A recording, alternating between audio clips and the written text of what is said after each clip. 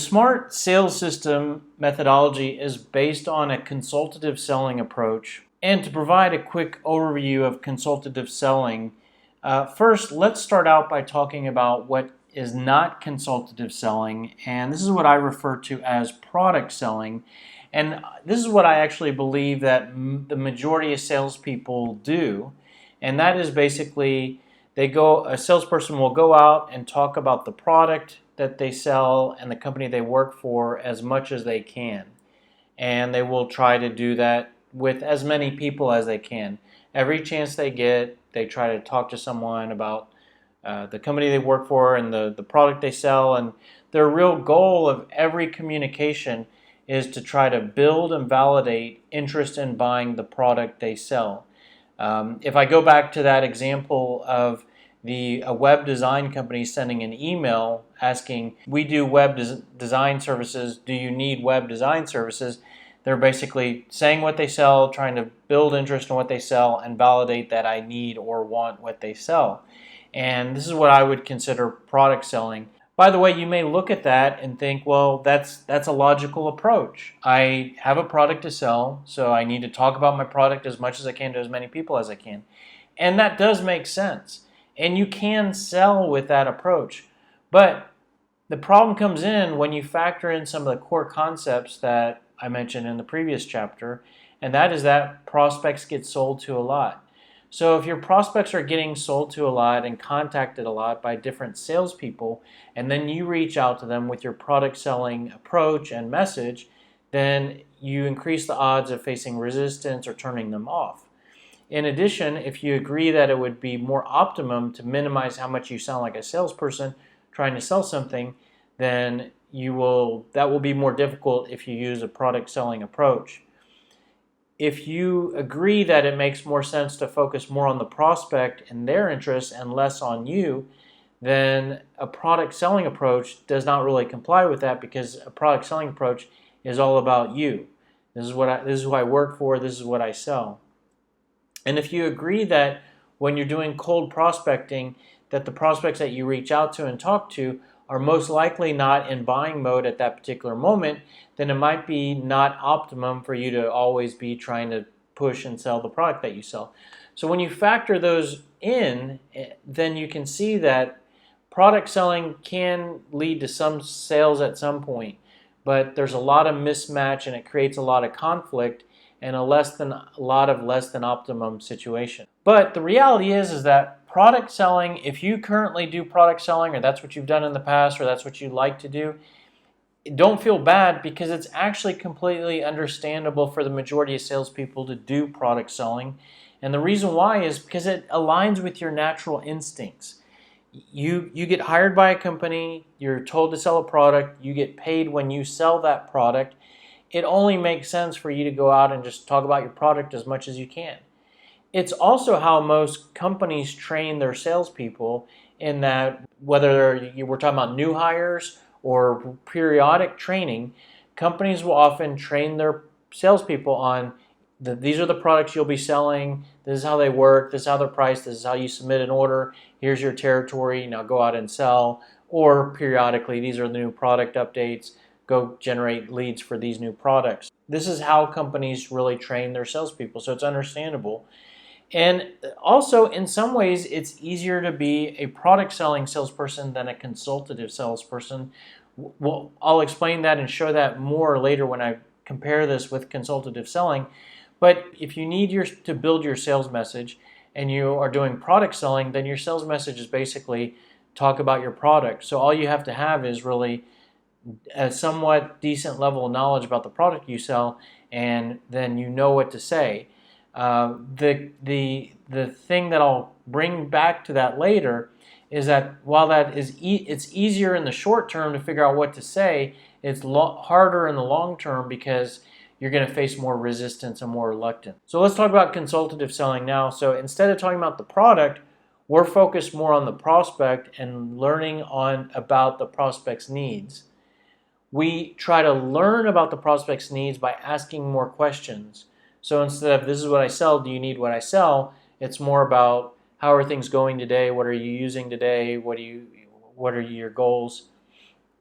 And the goal is not to get prospects interested in what you sell. The goal primarily or first is to look for prospects that need what you sell and then to make those prospects interested.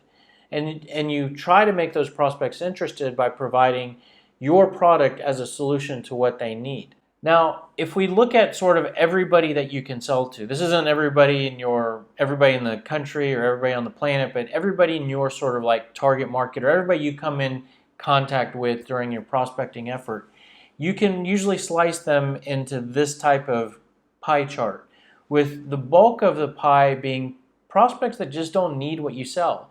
Either that they're not the right size, they already use someone today, they don't have any money and never will. And then the next largest pie piece is there could possibly be a need. And then the next smaller piece is that there is a need. And the smallest slice of the pie is that there's a need right now. And what a product selling salesperson might do is they might, because they're just selling the product and not taking as much time to learn about the prospect, they typically try to sell to everybody. Now, don't get me wrong. Of course, at some point, a product selling salesperson might disqualify a lead as not being the right fit. But out of the gate, let me give you an example. Out of the gate, a product selling salesperson might try to schedule appointments with the entire pie, meaning prospects that don't need what they sell. And that leads to more resistance, more objections. And when you do schedule meetings with prospects that don't need what you sell, it leads to wasted time for both the salesperson and the prospect. The consultative salesperson in every interaction will focus more on the prospect to learn about them, and thus will focus on the smaller slices of the pie, which are prospects that may need what they sell. There is a need, or there is a need now, and they're able to find out those details by asking more questions and having a more consultative approach. Let me give you an example comparing these two methodologies or selling approaches to one another. And a lot of times I like to use selling a gym membership as an example, because it's just very easy for us all to relate to and get our hands around. But let's say that someone walks into a gym to take a tour or to possibly buy a membership, and they are received by a product selling salesperson.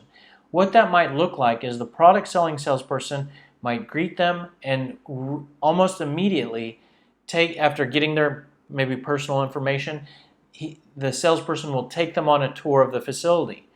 Here are our treadmills, here are our weights, here's our steam room, lap pool, and we have some yoga classes. And what they're doing in that process is they're showing the product, which basically is the product selling approach. This is who I work for, this is what I sell. After that, they'll maybe take them to the office and show some membership packages and try to close the sale. Now, comparing that to a consultative selling approach might look like this, where the prospect walks in and this consultative salesperson sits down with that person for about 15-20 minutes to learn what brought them in. What goals are they? What goals do they have? What are they trying to improve? What do they like that they're currently doing? And they will ask a variety of questions to understand what's going on with the prospect. After that, they give the prospect a tour, which could be the equivalent of a demonstration of a product in B2B selling. And the nice thing about this approach is that not only are they able to qualify the prospect in terms of how likely they are to buy, but they can also determine how much time they want to spend giving the tour. They can also tailor the tour to the prospect's exact needs. If the prospect is focused on improving cardiovascular health, the salesperson can focus on how the product can help with that particular need. And after that, they can then show them the membership options and try to close the sale. The difference between the two is that the product selling salesperson is going to spend most of the time talking about the product, for example, treadmills, weight machines, and classes, and the consultative salesperson might be talking about things like improving one's life, getting healthier, decreasing medical costs, improving self-confidence, improving personal relationships, because those are all benefits that result from using the product. So when it's time to close the sale, the sale will be much easier for the salesperson that's talking about life transformation compared to the salesperson that's talking about weights and treadmills and comparing that against a monthly membership. So now if we look at the two side by side, you can see the product selling is talking about the company, the product, features, and pricing, and just trying to close the sale or validate interest. The consultative salesperson focuses more on benefits, problems, asking questions to see if problems exist, customer examples. When they do talk about the product, it's all about features, differentiation, ROI, bragging points about the company. So when you look at that, this is what I was getting to earlier, which is to say product selling could be easier when you're just trying to figure out what do I need to say in this exact moment, because it is a little more complicated and sophisticated to think about the benefits that the product delivers to the buyer, that the problems that they may have, figuring out good questions to ask, customer examples and whatnot. So it takes an effort to stop what you're doing and organize your thoughts and maybe get those on paper to build your consultative selling sales message. So product selling can be done with more improvisation.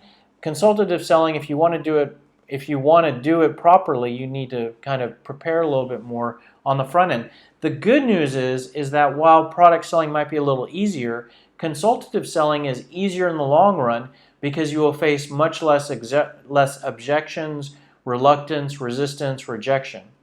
So the last thing I want to point out on this is that a lot of times when people hear consultative selling, they often may think that, well, that's for technical products like IT or software or something that's very complicated, and that if they have a simple product that they just need to do product selling.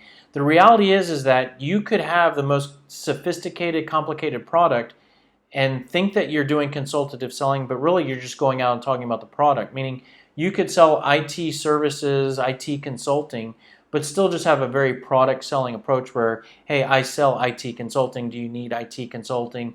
We're the largest provider of IT consulting, and all you do is talk about the product. So it doesn't. You can do product selling with technical products. You could also do consultative selling with very simple products. Let's just take the most simple product at all. Let's say you sell hot dogs at a sports arena. You could technically, I'm not saying you should do this because it's more of an impulse purchasing a hot dog, but you could apply the consultative selling approach to selling a hot dog. By asking the buyer, do you usually eat hot dogs? What kind of hot dogs do you like? What type of toppings do you like on your hot dogs? When was the last time you had a hot dog? Do you have any concerns about the hot dogs you're currently eating? What are some things you're looking for when you purchase something to eat? What are some other things that you might be considering instead of a hot dog? So you can use the consultative approach with any product. It doesn't have to be a very complex or product that is around consulting.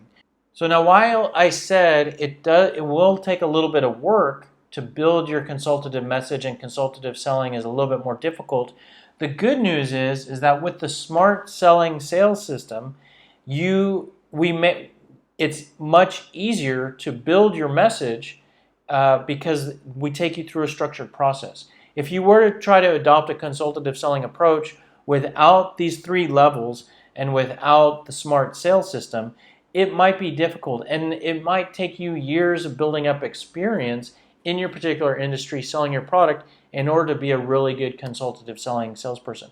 The good news is that you could be brand new to your area, brand new to your role, and if you just follow the steps of the smart sales system, you can adopt a consultative selling approach and you can build a consultative message, which is what we're going to focus on next when we focus on level 1, and we'll take you through a structured process to build